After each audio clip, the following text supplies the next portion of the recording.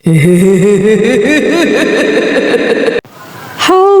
semuanya, Assalamualaikum warahmatullahi wabarakatuh. Ya ampun, sound di awalnya tuh bener-bener bikin gua sendiri sebenarnya nggak nyaman pakai sound itu. Tapi kayaknya masuk nih sama sinopsis film yang bakal gue ceritain di ngomong seru sendiri ala radio, bukan ngobrol ya.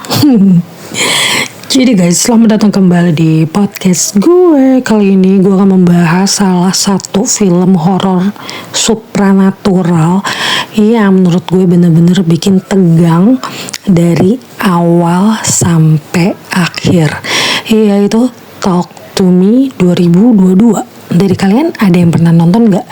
Tapi gue suka sih sama film ini, dan endingnya yang menurut gue terbungkus sangat rapi. Sedikit nggak menyangka tapi kayak begitulah, pokoknya kalian harus nonton ya. Jadi langsung aja, film ini bercerita tentang si Mia ya, pemeran utamanya. Maaf, masih agak-agak emosi sama si Mia. Jadi dia tuh seorang remaja yang masih belum bisa nerima kepergian ibunya. Suatu malam dia tuh diajak menghadiri pesta yang waktu itu tuh kayak lagi viral-viralnya di kalangan anak muda. Di sana tuh ada sebuah tangan misterius yang kayak udah diawetin. Jadi siapapun yang megang tangan itu nih kayak berjabat tangan sambil mengucapkan talk to me, maka dia tuh akan langsung melihat arwah yang lagi berinteraksi sama dia di depan dia. Dan kalau kita lanjutkan dengan kalimat I let you in, arwah tersebut akan merasuki tubuh kita. Jadi guys, awalnya semua orang tuh nganggep ritual ini kayak permainan yang seru banget, menegangkan juga. Tapi mereka tuh bahkan kayak masih asik-asik aja, kayak ngerekam reaksi temen-temennya yang dirasuki sama arwah itu gitu, dan menjadikan pokoknya hiburan lah kayak gitu. Tapi guys, ada satu aturan yang penting banget. Jadi arwah itu nggak boleh berada di dalam tubuh kita lebih dari 90 detik.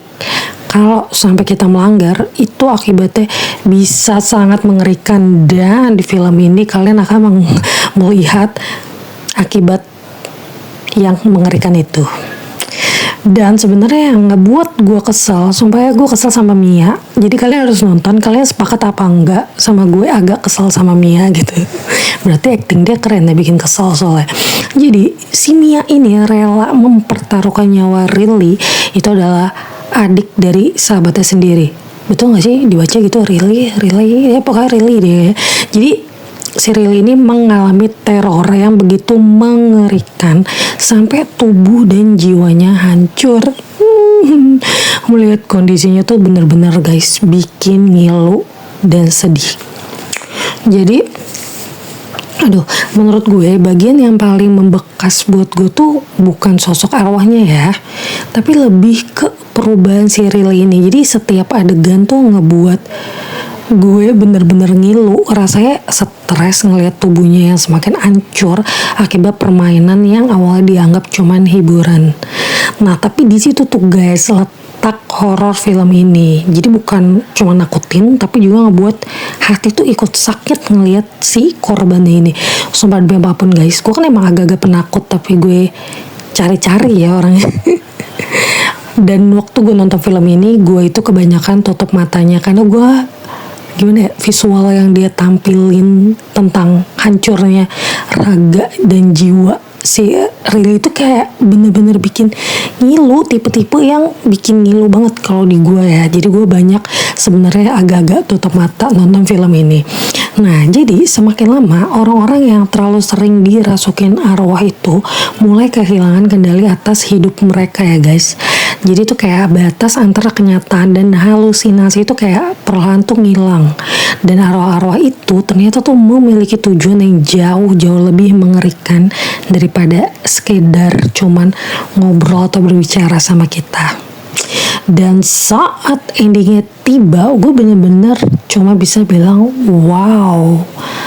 Jadi kayak ternyata selama ini tuh Mia bukan sedang mencari arwah ibunya gitu, tapi kayak melainkan sedang diarahkan menuju takdir yang mungkin sudah menunggunya. Sebenarnya sama takdirnya tuh di akhir film gue sedih ya sama Mia. Dia akhirnya merasakan sepi sendiri dan kayak, terus pas gong di akhir tuh kalian harus nonton sih, kayak ya ampun, gue gak nyangka tapi menyangka, gimana sih. Pokoknya gitu. Jadi menurut gue Talk to Me itu bukan cuma film horor yang menyeramkan, tapi juga menunjukkan gimana rasa kehilangan bisa aja ngebuat seseorang begitu mudah dimanipulasi.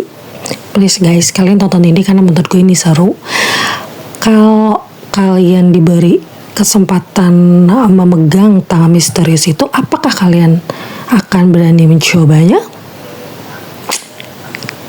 Kepo. Jadi kayak gitu guys sinopsis kali ini.